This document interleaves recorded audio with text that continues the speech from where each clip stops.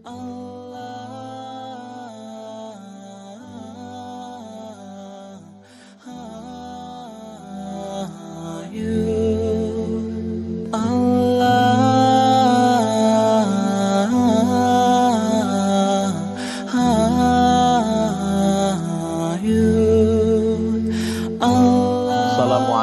warahmatullahi wabarakatuh.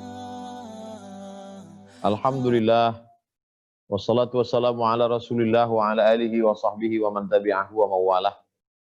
Terima kasih kepada moderator, terima kasih kepada Ketua PPI Hadramaut, kemudian sahabat-sahabat, adik-adik yang ikut dalam dialog ini. Saya tuliskan coret-coret tadi, ada tujuh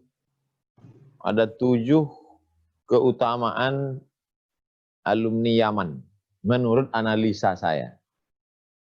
Kalau yang menulis ini orang alumni Yaman, mungkin apologi, pembelaan terhadap diri karena dia alumni Yaman. Ini saya sebagai bukan alumni Yaman, setelah melihat di masyarakat, saya melihat ada 7 kelebihan, walaupun sebetulnya ini bukan laisa ala sabilit tahdid, bukan batasan, hanya pengamatan saya dan pengantar dialog. Kelebihannya tentu ratusan bahkan ribuan. Yang pertama, doa Nabi Muhammad SAW, Allahumma barik lana, Allahumma barik fi yamanina, berikan berkah pada Yaman. Tentu doa Nabi makbul, berikan berkah pada Yaman, maka Allah berikan keberkahan-keberkahan pada negeri Yaman. Kesuburan tanahnya, hasil lautnya yang di tepi pantai, kemudian keaslian ilmu pengetahuannya, kemudian berpindah pula ke sana zuriat Rasulullah SAW dari Baghdad, Ahmad bin Isa al-Muhajir, kemudian di sana pula lah bersarangnya ilmu-ilmu syar'i sampai hari ini, sehingga kalau sudah di sana sarang lebah, lebah-lebah yang lain berdatangan, orang datang mencari manisan, karena di sana letak lebahnya.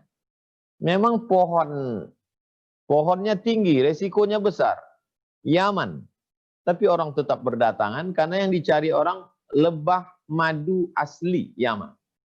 Nah, oleh sebab itu ini kelebihan yang diberikan oleh Allah kepada Nabi Muhammad kepada umat Muhammad sallallahu alaihi wasallam. Ini yang pertama.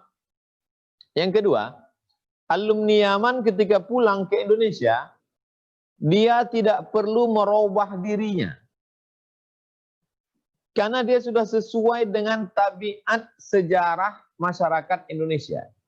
Aqidah Asy'ari, fikih Syafi'i, tasawufnya Sunni, bukan tasawuf falsafi, bukan tasawuf nazari, tapi tasawuf amali. Maka dia tidak perlu lagi merubah dirinya. Beda dengan alumni India, Pakistan, fikihnya Hanafi.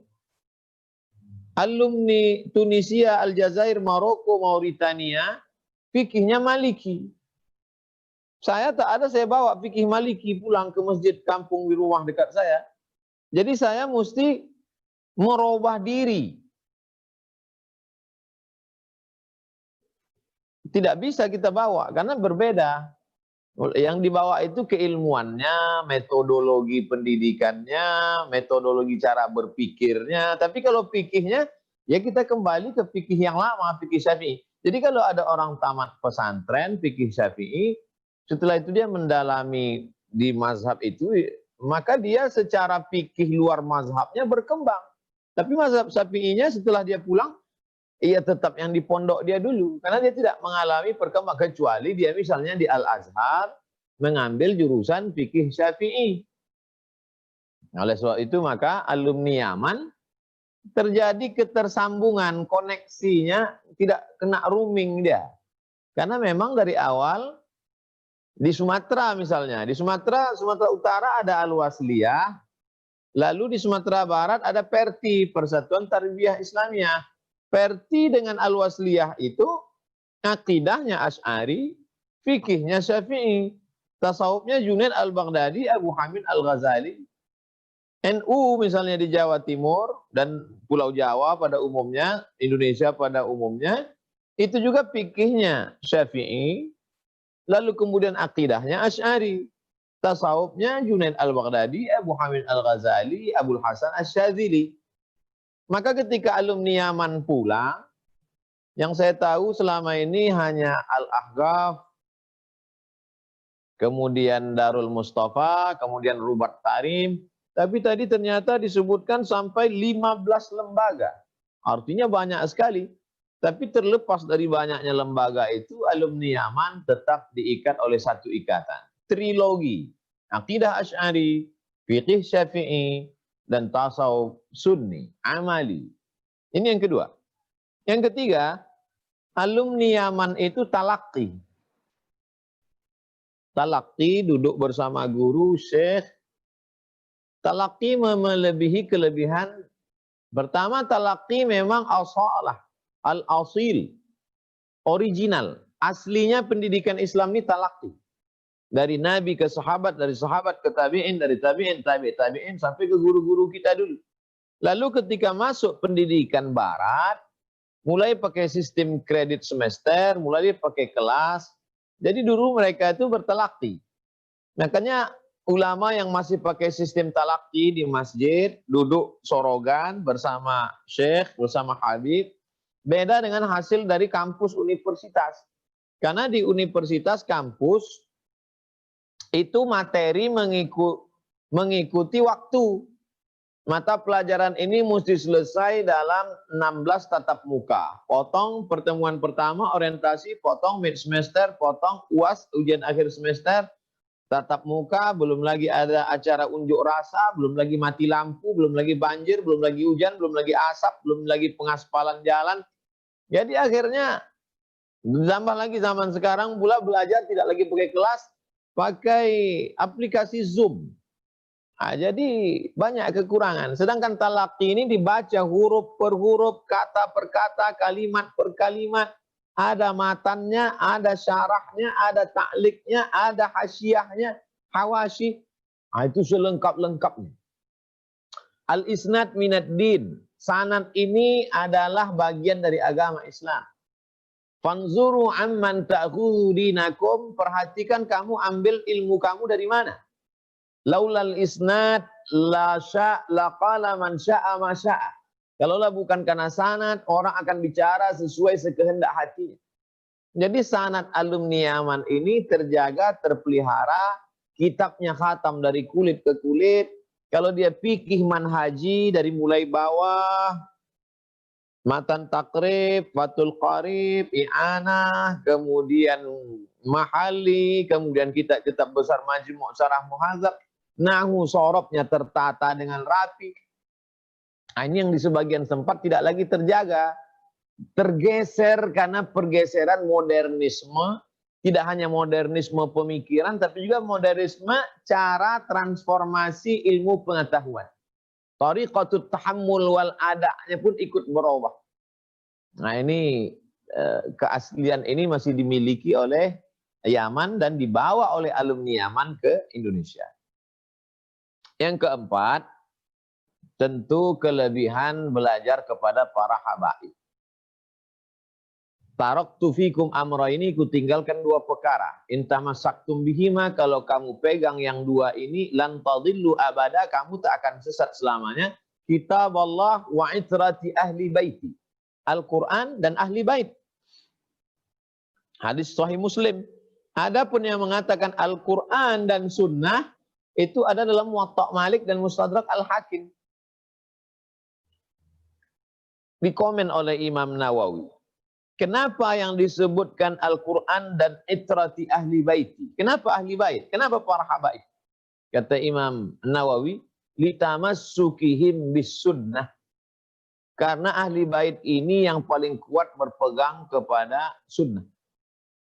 Oleh sebab itu maka belajar kepada habaib, maka tidak hanya sekedar belajar ilmu, tapi juga dari mulai bagaimana mereka pakai sendal, bagaimana mereka pakai jubah, bagaimana mereka pakai imamah, bagaimana mereka pakai siwak, bagaimana mereka berwudu, bagaimana cara mereka pakai tongkat, bagaimana cara senyum mereka, bagaimana cara mereka mensebuah jenggot mereka dengan hina, bagaimana cara pakai cincin mereka. Sedetail itu. Dan sampai sekarang ada. Wujud. Jadi ketika dibaca Asy-Syama'il Al-Muhammadiyah, nampak orangnya. Ini makhluknya. Keturunan Nabi yang diceritakan di Syama'il itu ada orang. Bukan di museum. Nah itu diperoleh oleh Al-Haddad, As-Saggaf, Al-Attas, Al-Jifri bin Syihab. Nah, ini zuriat keturunan-keturunan Rasulullah SAW. Dan ketika kembali ke tanah air, mereka hidupkan lagi kecintaan kepada Habaib. Karena mereka punya keterikatan dengan Habib. Orang yang tidak punya keterikatan dengan Habaib, sulit dia merasakan rasa cintanya itu sulit. Karena cinta ini kan cerita masalah rasa. Bukan cerita masalah bahasa. Ini rasa. Dia pernah belajar kepada Habaib, mencium tangan Habaib, membawakan sorban Habaib, membawakan air wudhu untuk Habaib. Nah itu bagaimana nanti generasi ini mencintai zuriat Rasulullah? Oh, dia sendiri tak pernah ketemu Habib. Ada sih dulu keturunan Nabi, tapi sekarang jadi jangan heran kalau generasi ini tak cinta karena mereka tidak pernah ketemu, tidak pernah kenal. Alumni Yaman, interaksi sosialnya penuh. Kemudian kelebihan yang kelima, ada ketersambungan kelanjutan dari ketika belajar di Indonesia. Jadi ada juga orang belajar di Indonesia dari pondok pesantren, kemudian masuk ke perguruan tinggi di Riyadh misalnya, Imam Muhammad Ibnu Saud, atau di Madinah, terjadi keterputusan. Baik dari metode cara belajar, maupun kelanjutan kitab fikihnya, kelanjutan kitab bahasa Arabnya, kelanjutan kitab Nahwu, Shorof, Balaghah, Mantik, Ma'ani, Bayatnya, tidak mengalami ketersambungan. Sekarang ini alhamdulillah sudah terjadi ketersambungan, yang tamat pesantren bisa melanjutkan ke Al-Ma'had Al-Ali. Al-Ma'had Ali, tapi baru beberapa tahun belakangan, dulu enggak. Tamat pesantren, masuk UIN, di pesantren sudah belajar, Nahwu Syarah Ibnu Aqil. Begitu masuk ke universitas negeri, ternyata mundur ke Nahwul Wadih. Semangat nggak semangat.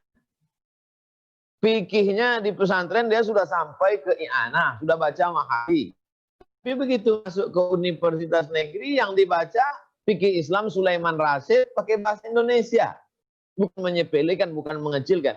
Ini karya kan untuk masyarakat awam. Kalau untuk akademisi itu yang saya tak ada kelanjutan. Sedang dijaga kelanjutan dari mulai nahunya, sorobnya, balaghahnya, tafsirnya, akhlaknya. Jadi ada kelanjutan. Runut. Ilmunya nggak zigzag, lompat-lompat. Yang lompat-lompat ini bahaya. Oleh sebab itu maka ini mesti dijaga. Itu yang kelima. Yang keenam, kita tahu ulama-ulama besar di Malaysia, di Singapura, di Sabah Sarawak, di Brunei Darussalam, di Indonesia. Ini kalau yang dari Makkah, itu sanadnya ke Habib Muhammad bin Alawi bin Abbas Al-Hasani Al-Maliki, Makkah. Kalau Madinah itu sanadnya ke Habib Zain Ibnu Sumaid. Kalau dulu di Makkah itu sampai kepada Syekh Ahmad Khatib Al-Minkabawi. Kemudian para Syekh Hasan Al-Mashad. Tapi kemudian setelah terjadi pergolakan politik kudeta tahun 1924 berubah menjadi kerajaan Saudi Arabia, halaqah-halaqah di Masjidil Haram ini hilang. Madinah juga tak ada lagi halaqah Ahlus Sunnah wal Jamaah. Lalu kemudian terjadi keterputusan sana. Akhirnya orang ngaji pada madrasah yang ada di Sayyid Muhammad Alawi. Lalu kemudian di Habib Zain Ibnu Sumaid. Belakangan pun kajian Habib Zain Ibnu Sumaid juga diawasi dan lain sebagainya. Tapi murid-murid mereka sudah tersebar ke Nusantara. Saya pergi ke Kucing, ketemu dengan murid Habib Muhammad. Nah, bagaimana dengan Yaman? Terjadi koneksi. Karena ternyata sanad guru-guru mereka ini bertemu. Sanad Habib Zain Ibnu Sumaid, sanad Habib Sayyid Muhammad bin Alawi bin Abbas Al-Hasani Al-Maliki, Syekh Hasan Al-Masad, Syekh Nawawi Al-Bantani, kemudian pula Syekh Yasin Al-Fadani. Mereka ada pertemuan sanad di atas. Maka ada ikatan emosional. Oleh sebab itu jangan heran ketika nanti kita pulang ke Nusantara, Indonesia, Malaysia, Brunei, Singapura, ini murid-murid ini berkolaborasi. Kenapa? Karena mereka ada ikatan. Ikatan mazhab fikih, ikatan mazhab akidah, ikatan mazhab tasawuf, ikatan emosional guru mereka. Walaupun satu di Makkah, satu di Madinah, satu di Yaman, tapi ada keterikatan sanad yang begitu kuat. Mereka mengirimkan Al-Fatihah, kena guru si Anu, mengena ke guru dia. Jadi satu linknya sama. Nah, link ini yang membuat kerjasama. Makanya link Hadramaut dengan cabang-cabangnya Darul Mustafa, Rubat Tarim, kemudian Ahqaf, lalu kemudian nanti kerjasama mereka dengan As-Safwah Al-Malikiyah, alumni dari Sayyid Muhammad Alawi. Lalu kemudian saya lihat begitu. Jadi kalau saya ke satu daerah, habis tablik akbar, ketemu dengan masyayikhnya, kenalan satu-satu, ya alumni dari Yaman, ini Habib Fulan, alumni dari Habib Zain bin Sumaid, ini alumni dari Makkah, Sayyid Muhammad Alawi. Oh, ternyata ada link pertemuan mereka. Yang terakhir, yang ketujuh, masyarakat itu menerima alumni Yaman karena mereka rindu dengan sosok-sosok. Orang NU rindu dengan sosok Hadratus Syekh Hasyim Asy'ari yang bersorban, berjenggot, berjubah. Coba lihat gambar. Kebetulan desertasi saya tentang Syekh Muhammad Hasyim Asy'ari wa juhuduhu fi nasri sunnah di Indonesia. Jadi foto-fotonya banyak saya lihat, bagaimana foto beliau yang dulu yang klasik, pakai sorban, berjubah, jubahnya dua lapis. Oh, ternyata itu yang dirindukan oleh orang Indonesia yang tradisional, yang secara keilmuan belajar kepada kiai, kepada habib, kepada tuan guru. Maka mereka melihat itu pada alumni Yaman. Jadi alumni Yaman itu pulang bersorban, kemudian berjenggot, kemudian berjubah dua lapis, di dalam jubah putih, di luar ini pakai burdah, kemudian pakai sorban, kemudian itu sangat melekat di hati masyarakat. Jadi saya tausiah di Kalimantan, saya ajak-ajak ngobrol, yang paling banyak dapat tanah wakaf itu alumni Yaman. Karena mereka menyentuh ujung tombak masyarakat. Barzanji, Maulidan, Sintub Duror, kemudian Burdah. Jadi mereka ini, adapun alumni lain, memang kajiannya masih Islamic Studies, kajian Islam. Tapi dia hubungan itu tidak serapat itu. Misalnya hubungannya di kampus. Di kampus, seminar, lokakarya, habis selesai itu, ya udah selesai. Bagi-bagi makalah, selesai. Atau hubungannya sekedar tablik akbar, ceramah, selesai. Tapi yang langsung ke grassroots, ke akar rumput, menyentuh masyarakat, itu banyak dari alumni Yaman. Alumni Yaman itu sampai, jadi ada masyarakat itu yang istrinya mau melahirkan anak nggak lahir-lahir. Itu datangnya ke mana? Ke alumni Yaman.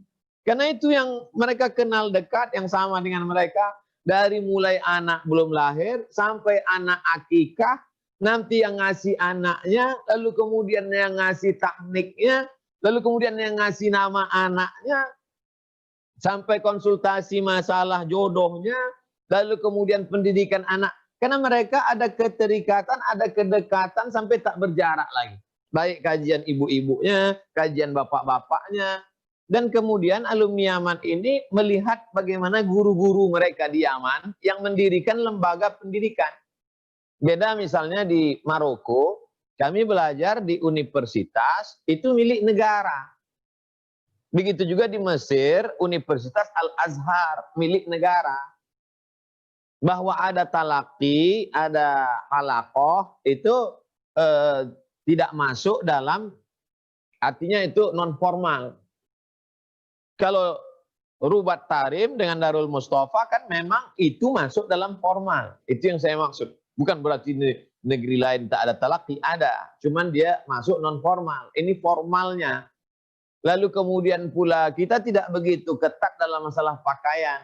Jadi pakaian itu ya bebas saja, mau pakai celana jeans, mau pakai ternyata itu setelah pulang ke Indonesia berefek luar biasa.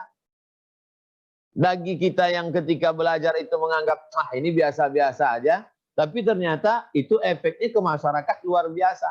Masyarakat ingin ustadz itu pakai imamah, pakai sorban, pakai burdah, pakai jubah, pakai itu. Sementara itu kan kalau nggak terbiasa dibuat-buat, hati kita di dalam gimana, berontak. Sementara kalau sudah terbiasa, malah dia tidak bisa meninggalkan itu. Nah, jadi di Yaman 4 tahun, 7 tahun, maka ketika kita lihat alumni dari Yaman, siapa yang paling besar majelis solawatnya sampai 200.000 orang? Alumni Yaman, Habib Munzir Al-Musawwa. Sekarang, siapa ustadz yang majelisnya ramai dan pondoknya di mana-mana orang percaya? Alumni Yaman, Buya Yahya, dengan sorban, dengan itu. Jadi ini sudah menjadi ikon, sudah menjadi simbol, sudah menjadi masyarakat cepat connect, sudah melihat ini alumni Yaman. Jadi alumni Yaman kalau pulang itu kata-kata Yaman itu saja sudah. Alumni mana tuh? Alumni Yaman. Itu seolah-olah radhiyallahu anhu. Jadi tolong jangan rusak citra baik ini. Perbaiki dia. Ibarat masuk hutan, jalannya sudah dirintis. Tinggal begitu orang melihat alumni Yaman, ini selevel Habib Munzir Al-Musawwa, ini Buya Yahya. Nah, itu jadi kesan yang baik itu, maka dijaga kebaikannya, jaga kualitasnya, tinggal lanjutkan saja, maka insya Allah izzah Islam, dakwah akan kita bersama-sama, dari mulai alumni Maroko, alumni Sudan, alumni Azhar, alumni Pakistan, bahkan alumni Barat sekalipun, kalau niatnya sama-sama menegakkan izzah Islam, mengembalikan umat kepada amar ma'ruf nahi mungkar, kita akan bersama dalam perjalanan ini.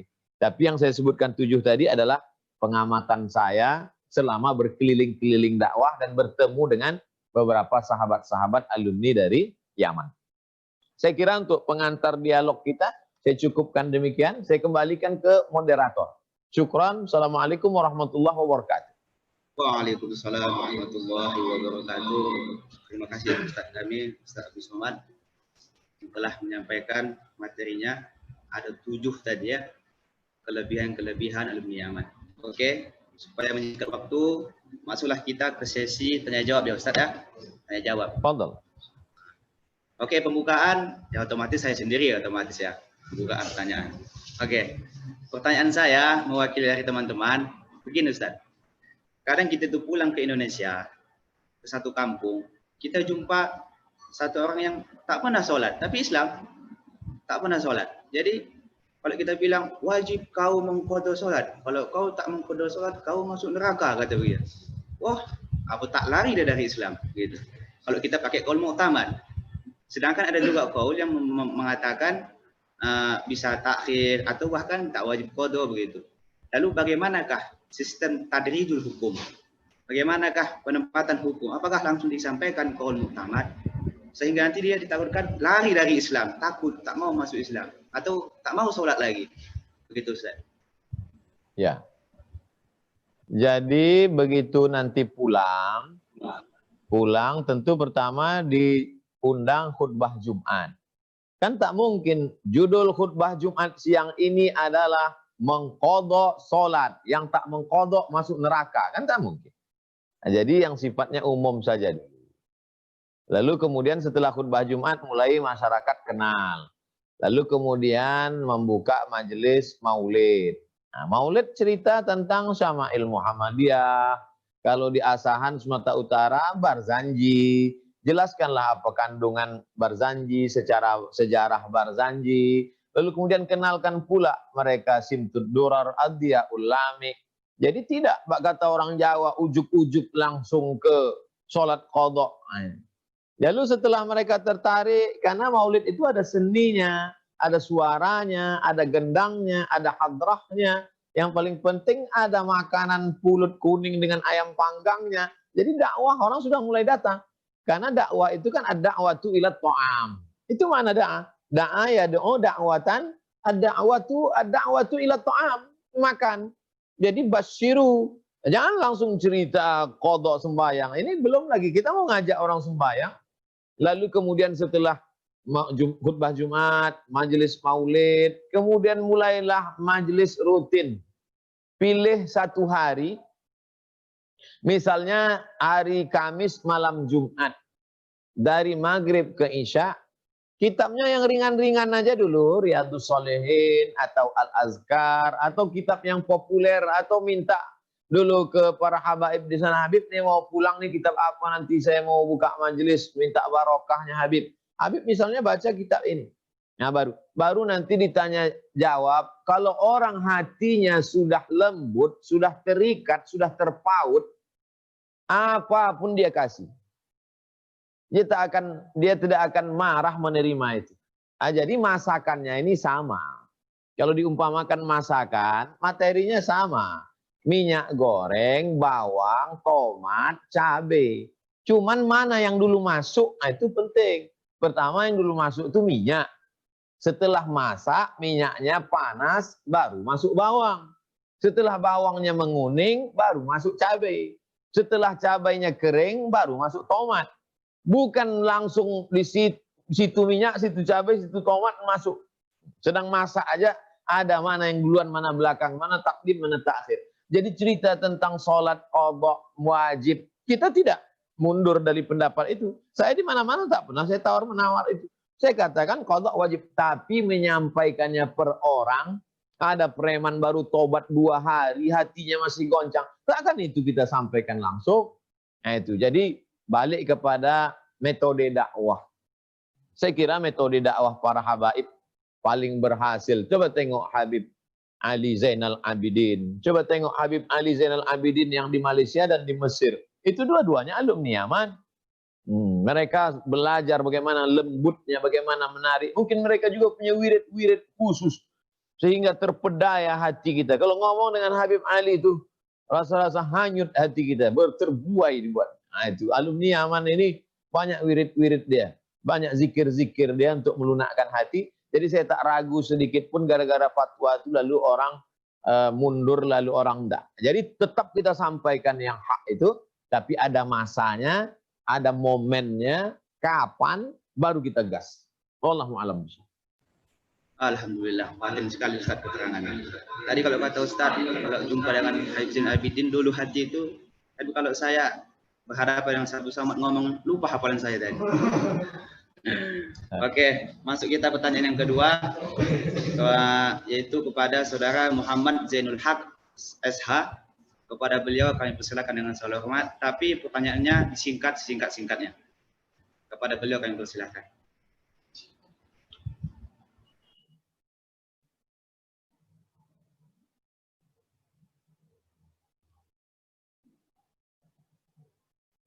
Dipersilahkan.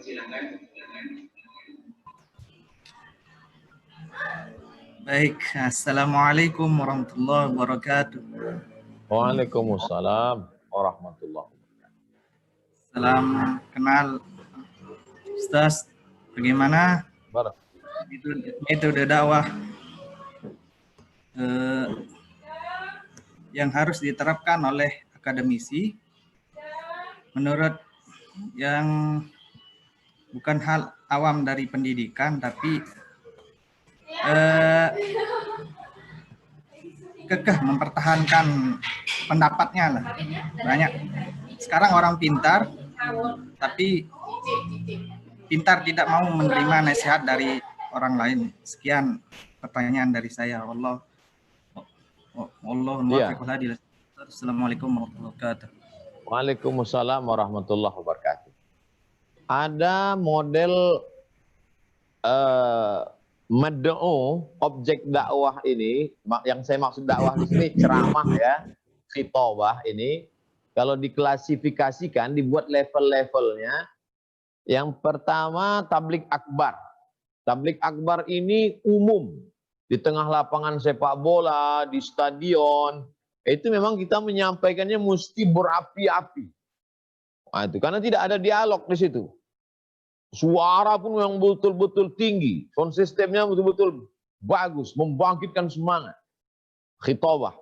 Nah, itu 100 ribuan orang misalnya di Gelora Bandung Lautan Api misalnya. Atau seperti di Tanah Lapang di Terengganu di Malaysia. Nah, itu memang ini umum. Lalu kemudian ada yang sifatnya dialog. Tapi masyarakatnya bukan akademisi. Misalnya kajian di kantor. Jadi ketika di kajian di kantor itu tidak bisa kita buat macam di Tanah Lapang. Kalau kita buat begitu jamaah itu terkejut. Ini Ustaznya mengamuk atau apa ini katanya. Nah, itu. Jadi yang model di kantor atau di masjid. Nah, ini level yang kedua. Nah, ini dialog. Nanti habis itu ada tanya jawab. Masih ada yang ini. Yang ketiga, ini lebih sempit lagi di kampus.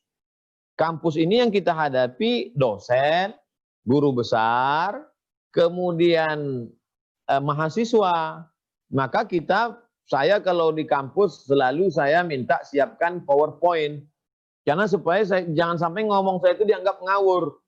Jadi kita siapkan bahan, adik-adik dari sekarang buat aja nyantai-nyantai, coret-coret, pakai PowerPoint, teks Arabnya aja dulu dari kitab Al-Ibanah, Imam Al-Ash'ari, kemudian dari Aiduddin Al-Iji, dalam kitab Al-Husunul Hamidiyah, dalam kitab Ad-Dasuqi ala Ummil Barahin, Hasyiyah Dasuqi Matan Sanusi. Nah, buat aja nanti di Indonesia baru terjemahkan materi. Kalau tak sempat terjemahkan, Arab itu aja presentasikan. Mohon maaf lah kalau kalian tak paham, ini soalnya narasumbernya alumni Yaman ini, padahal tak sempat terjemah. Jadi di situ memang kita mesti menunjukkan dalil. Jangan lupa, kita tidak bisa maksa orang. Nabi aja tak disuruh maksa orang. Innama anta munzir. Kau hanya pemberi peringatan. Lasta alaihim bimusaitir. Jadi jangan pernah merasa kalau kita presentasi kita akan menaklukkan orang. Dan orang pun tidak mau ditaklukkan. Andai dia kena pun dengan pendapat kita di situ, dia pura-pura aja. Pasti dia ngeles. Ini banyak pendapat dalam masalah ini. Padahal dalam hatinya udah kena. Nanti pulang dia sebetulnya. Dan kita memang tidak ingin menunjukkan kita menang dan orang lain kalah di situ. Tapi yang jelas kita sudah menunjukkan dari sisi lain. Mungkin dia belum pernah lihat dari sisi itu. Tapi di Yaman itu sudah dikaji oleh para habaib. Tunjukkan. Ini manhaj kami di Yaman. Ini referensi kami. Ini kelebihan kami. Walaupun dengan bahasa yang santun. Saya paham bapak-bapak profesor, guru besar, dosen-dosen. Saya banyak yang belum terbaca oleh saya. Tapi rasanya ada beberapa fakta yang ingin saya tunjukkan. Ini buktinya, ini dalilnya, ini argumentasinya. Lagi-lagi tunjukkan bahwa kita beradab, lalu kemudian tunjukkan bahwa kita punya data. Makanya saya menulis beberapa buku itu di mukadimah saya katakan, saya tidak banyak berkomentar di buku ini karena saya merasa bukan apa-apa. Saya hanya jam'ul mutafarriqat, menunjukkan isi kitab-kitab. Setelah itu kita presentasikan. Faman syaa falyu'min, faman syaa falyakfur. Lalu kemudian dari 3 aspek itu tadi insyaallah saya kira secara umum itu objek dakwah, objek pengajian. Wallahu a'lam. Terima kasih kepada Ustaz kami. Adapun penanya yang ketiga disampaikan kepada Habib Syauqi selaku Ketua PPI Yaman. Kepada beliau waktu dan tempat kami persilakan. Kepada Habib Syauqi Al-Mudor kami persilakan. Bismillahirrahmanirrahim. Assalamualaikum warahmatullahi wabarakatuh. Waalaikumsalam. Bismillah, alhamdulillah, salatu wassalamu ala rasulillah, Sayyidina Muhammad ibn Abdullah wa alihi wa sahbihi wa ma'alah, wa la hawla wa la quwwata illa billah. Wa ba'd, yang kami hormati Al-Ustadz, Al-Doktor Abdul Samad, hafizahullah ta'ala. Kami hormati segenap panitia yang telah berjuang sedemikian kerasnya untuk melaksanakan dan mengadakan webinar yang insya Allah diberkahi pada sore hari ini.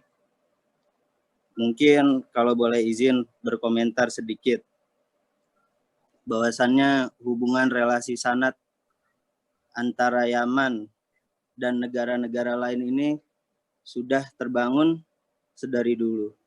Contohnya disebutkan di dalam kitab-kitab sahabat para ulama seperti Habib Idrus bin Umar Al-Habsyi, Musnad Hadramut, bahwasannya dulu Sayyiduna Imam Ahmad bin Muhammad Al-Muhdar itu talaki kepada Al-Allama As-Sawi sahibut tafsir, murid dari Al-Allama Ad-Dardir. Jadi di sini ada pertautan antara para ulama dalam hal sanad yang boleh digarisbawahi bahwa perbedaan tempat belajar, perbedaan guru itu apabila kita teliti satu persatu, di sana pasti ada kesinambungan atau ada pertalian yang bersambung antara satu syekh kepada syekh yang lain. Maka dari itu mungkin yang perlu kita perhatikan di Indonesia adalah dengan beragam atau bermacam metode dakwah yang ada di Indonesia saat ini, apakah bisa ataukah mungkin pada suatu saat nanti itu kita adakan suatu kurikulum yang kolektif, Ustaz Abdul Somad, antara para ulama yang ada di Indonesia saat ini yang gurunya bersambung pada akhirnya itu dari alumni Mesir, dari alumni Mekah, Madinah, Yaman, dan seterusnya.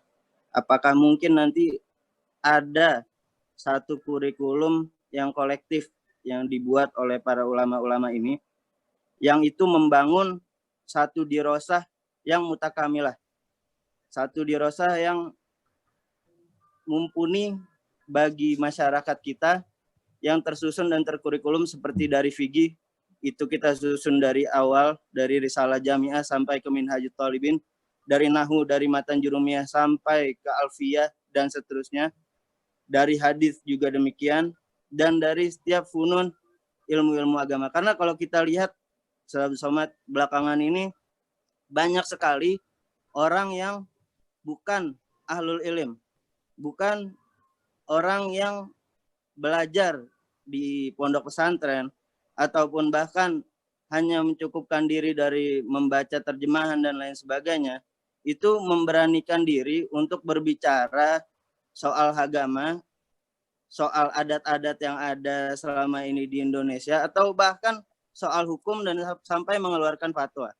Ini kan satu fenomena yang berbahaya ke depannya. Kalau dalam kedokteran saja kita lihat ada malpraktek dan itu bisa dikenakan pidana, tapi setiap orang merasa bebas untuk bicara tentang hukum agama, tapi tidak ada satu hukuman atasnya. Dari itu kami lihat perlu dan penting diadakan satu kurikulum yang kolektif tersebut. Terima kasih banyak Ustadz atas waktunya. Assalamualaikum warahmatullahi wabarakatuh. Waalaikumsalam warahmatullahi wabarakatuh. Sayyidi Al-Habib Syauqi Al-Muhdar. Saya beberapa waktu yang lalu diminta bicara tentang hubungan Maroko dengan Indonesia. Kalau dilihat hanya satu titik saja dari trilogi Maroko, kata Syekh Muhammad Yassir, doktor pengajar di Darul Hadis. Karena trilogi Maroko fikihnya Asy'ari, fikihnya Maliki, akidahnya Asy'ari. Jadi yang kalau dilihat hanya terkaitnya di Asy'ari aja. Tapi kalau kita cari, nanti kita punya ketersambungan. Ambil contoh, kita pakai matan Al-Ajurrumiyah. Ternyata Al-Ajurrumiyah orang Maroko. Lalu kemudian bagaimana kerajaan Aceh diceritakan lengkap dengan kudanya, dengan jubah rajanya, dengan kereta kencana naik gajahnya, itu diceritakan oleh Ibnu Battutah dalam rihlahnya. Artinya orang Maroko punya kontribusi tentang menceritakan Indonesia di zaman itu. Yang waktu itu rajanya adalah anak kandung dari Al-Malikus Saleh. Malikus Saleh raja Aceh pertama yang masuk Islam. Aceh lebih dulu Islam dari pulau-pulau yang lain di Nusantara. Lalu kemudian kita populer membaca sholawat nariyah. Salat nariyah ini ditulis oleh At-Tazi juga dari Maroko. Begitu juga dengan banyak lagi amalan-amalan tarekat, zikir-zikir. Jadi kalau kita mau cari keterikatan, kedekatan itu coba kita cari titik persamaannya tentu melalui riset yang panjang. Nah, Yaman jauh lebih banyak karena yang datang kemari para ulama Yaman dan yang datang ke Yaman juga timbal balik. Di zaman saya alumni Indonesia di Maroko, alumni Indonesia yang belajar ke Maroko hanya 30 orang saja. Sementara sekarang juga dibandingkan di Yaman sampai 2.600 orang. Nah itu. Nah, adapun yang tadi yang disampaikan oleh Al-Habib, masalah kita ini Habib, kalau sudah seminar, semangat, habis seminar tinggal direkomendasi. Nah, setelah itu tidak ada apa kelanjutannya.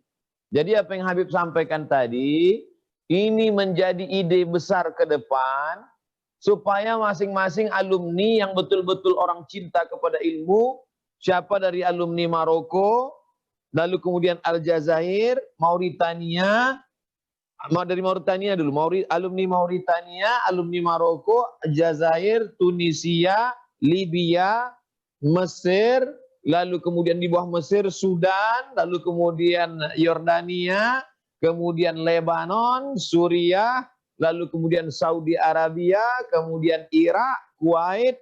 Nah, ini berkumpul bersama perwakilan saja dari satu alumni ada orang yang dianggap paling alim. Oh, nampaknya si fulan itu memang menguasai kitab. Dulu pun dia berprestasi. Duduk bersama, tinggalkan dulu jadwal ngajar, jadwal ceramah, memang fokus duduk bersama, entah di Bandung, entah di Jakarta selama 1 bulan, godok betul-betul.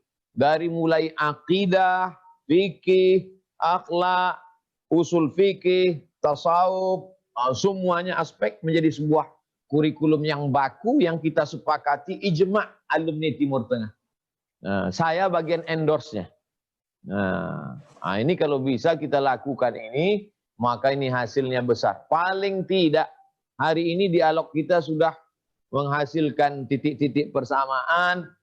Ma la yudraku kulluh la yudraku kulluh. Tapi yang disampaikan Habib tadi sampai hari ini memang belum terwujud, belum ada. Untuk satu alumni mengeluarkan satu karya ada. Tapi kalau untuk seluruh alumni lalu kemudian kita duduk bersama menghasilkan kurikulum yang besar, yang terstruktur, yang rapi, yang mumanhaj, mubarmaj, maka itu amat sangat diharapkan ke depan. Mudah-mudahan kebersamaan kita berawal dari dialog-dialog ini akan menjadi sebuah kebersamaan besar. Insya Allah.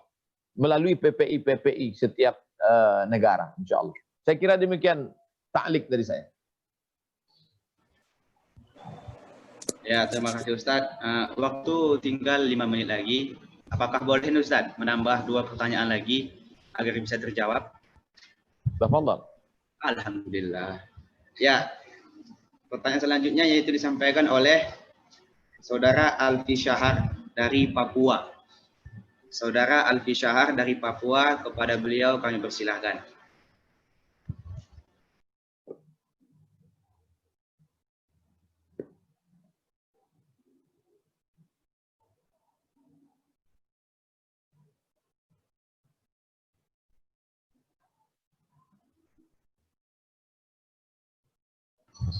Kepada Saudara Alfi Syahar dari Papua, kami persilahkan.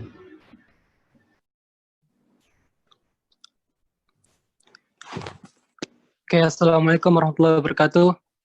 Waalaikumsalam warahmatullahi.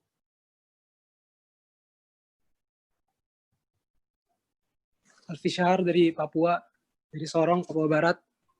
Ingin bertanya, bagaimana tanggapan Ustadz tentang sudah banyak alumni Timur Tengah yang berada mungkin di Indonesia, tapi belum punya suara atau terkenal lah istilahnya. Dan tapi masyarakat lebih mendengarkan para artis atau influencer yang baru belajar agama kemarin terus berbicara tentang hukum agama. Itu yang selama ini saya perhatikan gitu, Ustaz. Gimana tanggapan Ustaz? Terima kasih. Baik. Coba perhatikan di antara semua ustadz, dari alumni Yaman, fil Masyriq, sampai alumni Maroko di Maghrib. Perhatikan semua ustadz yang berkiprah, cari ustadz yang paling banyak follower Instagram dengan subscribernya. Udah, setelah dapat nanti Ustadz Anu paling banyak follower dengan subscriber. Bandingkan dengan artis. Itu hanya 0,1%. Itulah isi kepala bangsa kita.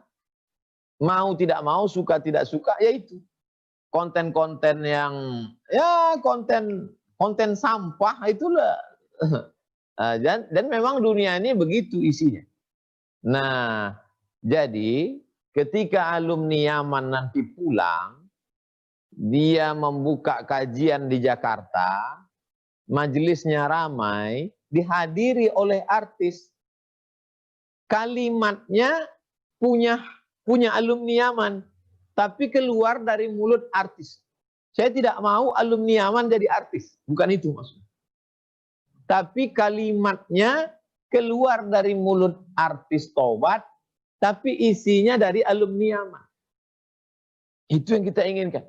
Nah, jadi ketika alumni Yaman pulang, macam Habib Munzir dulu, kemudian para habaib, kemudian alumni Yaman yang bukan Habib pulang, lalu kemudian mereka di televisi, kemudian mereka punya jamaah, lalu kemudian dia sampaikan itu, dia merubah cara pandang orang. Kita tidak ingin merubah ustadz menjadi artis, wal'iyadzubillah, tapi yang kita ingin, kita pakai mikrofon dia, tapi suaranya tetap dari suara. Tampilan wajahnya wajah dia, lidahnya lidah dia, tapi kata-kata ilmunya adalah dari alumni Yaman. Karena bertalaki kepada alumni Yaman, dan mereka simpati karena wirid, karena zikir, karena doa, karena kiprah, karena maulid. Nah, itu yang kita harapkan ke depan. Kita masih perjuangan panjang. Bil khusus saudara akhi fillah Al-Fisyahri dari Papua Barat, saya pernah ke Raja Ampat, kemudian ke Sorong, kemudian ke Raja Ampat, Sorong, kemudian Kampung Ustadz Fadlan Garamatan.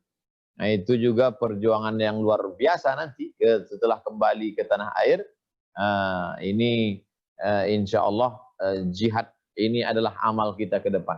Jadi dengan berdialog ini kita banyak dapat maklumat baru, dapat ide-ide baru. Saya kira demikian.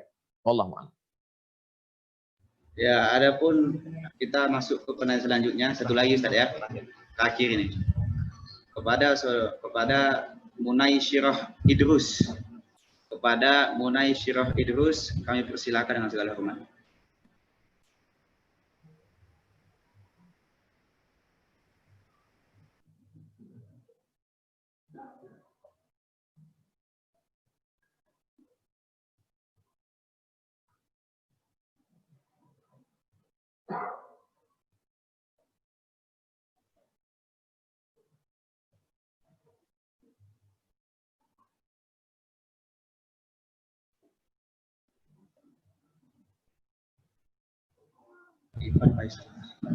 Ya, karena terhubung saudara Munai Syirah Idrus tidak ada suaranya, maka kami lanjutkan kepada saudara Ipan Faisal. Kepada saudara Ipan Faisal kami persilahkan dengan segala hormat.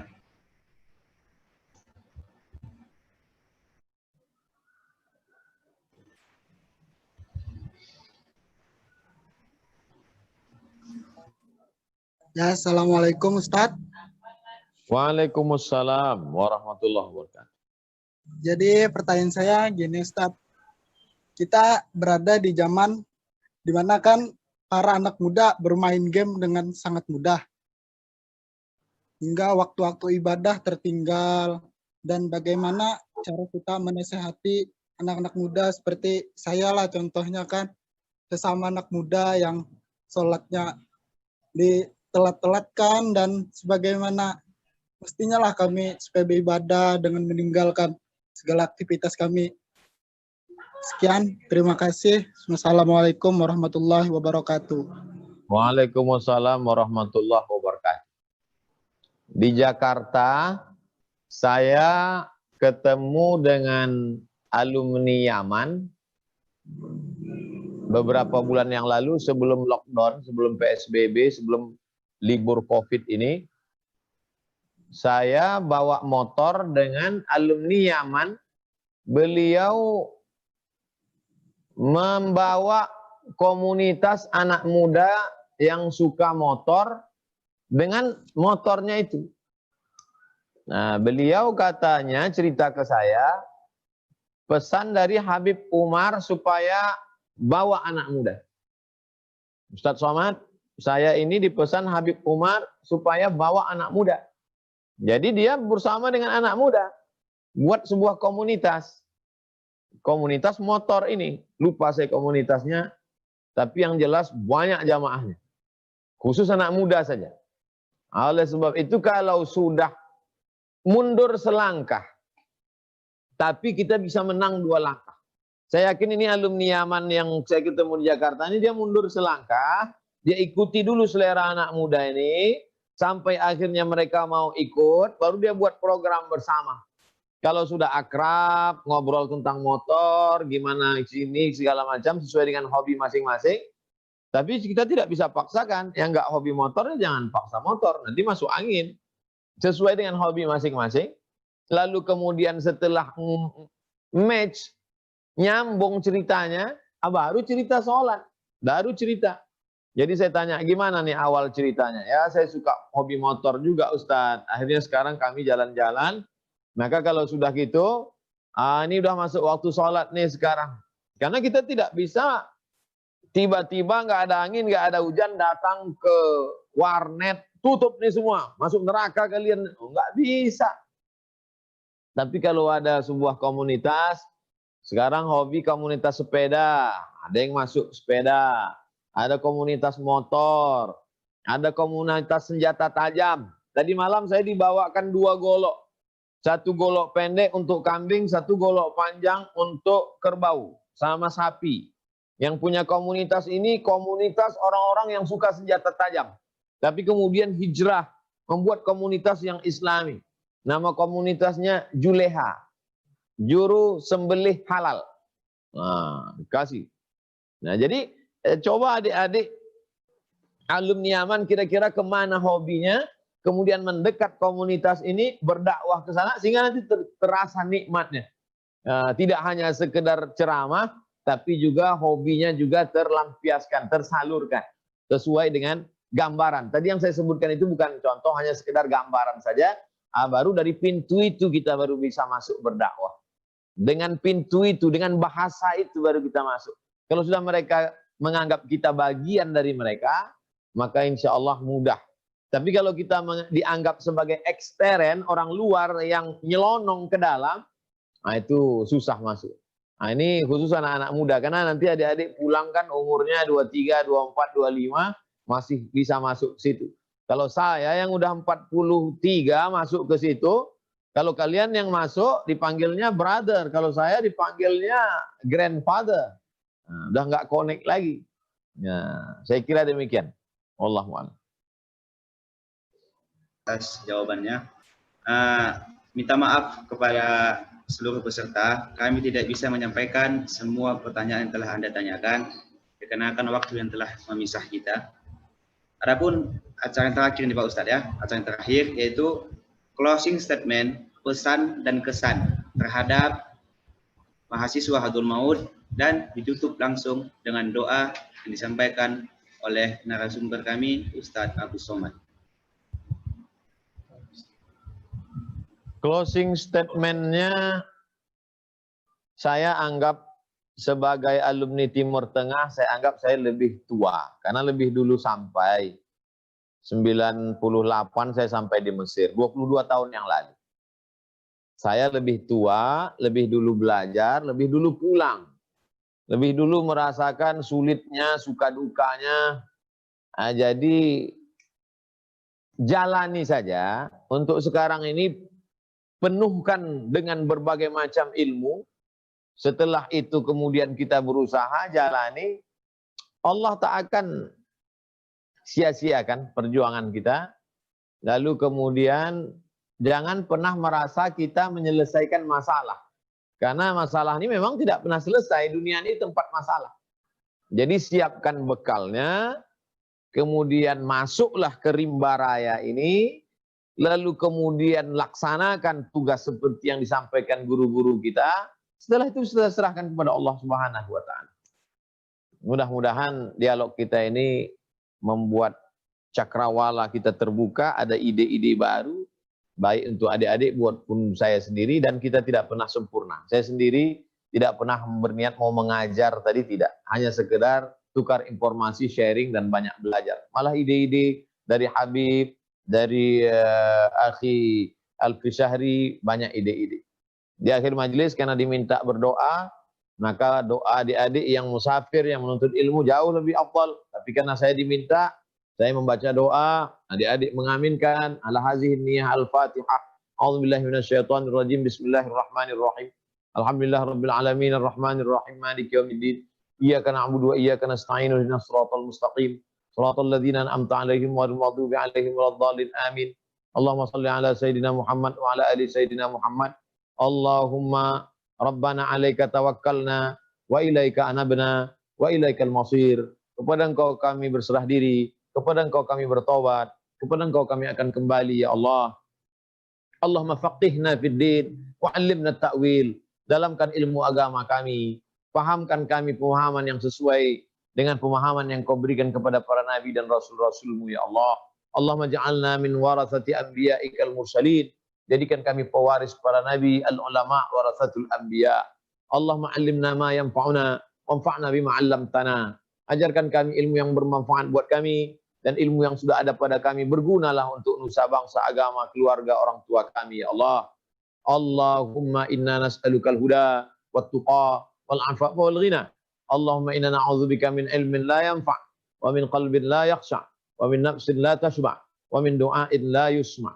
Allahumma rabbana ighfir lana dhunubana wa li abaina wa li ummahatina wa li ikhwanina wa li azwajina wa li dhurriyyatina wa liman hadarana wa liman ghaba 'anna wa li masyayikhina wa li asatidatina wa lil sairil muslimina wal muslimat wal mu'minina wal mu'minat al ahya'i minhum wal amwat bi rahmatika ya arhamar rahimin. Allahumma dafa'na al ghala wal waba wal fahsya wal riba wal zina wal munkar ma dhahara minha wa ma batan. Rabbana atina fid dunya hasanah wa fil akhirati hasanah wa qina adzaban nar. Wa sallallahu ala sayidina wa maulana Muhammad wa ala alihi washabihi wasallam walhamdulillahi rabbil alamin. Taqabbalallahu minkum, taqabbal minna ya karim. Terima kasih segala perhatian. Mohon maaf banyak kata tak berkenan di hati, saya mohon maaf. Sukses selalu. Waffaqanallahu lima yuhibbu wa yardah. Bitaufiq wan najah. Sukses buat adik-adik semua di Yaman. Assalamualaikum warahmatullahi wabarakatuh. Waalaikumsalam.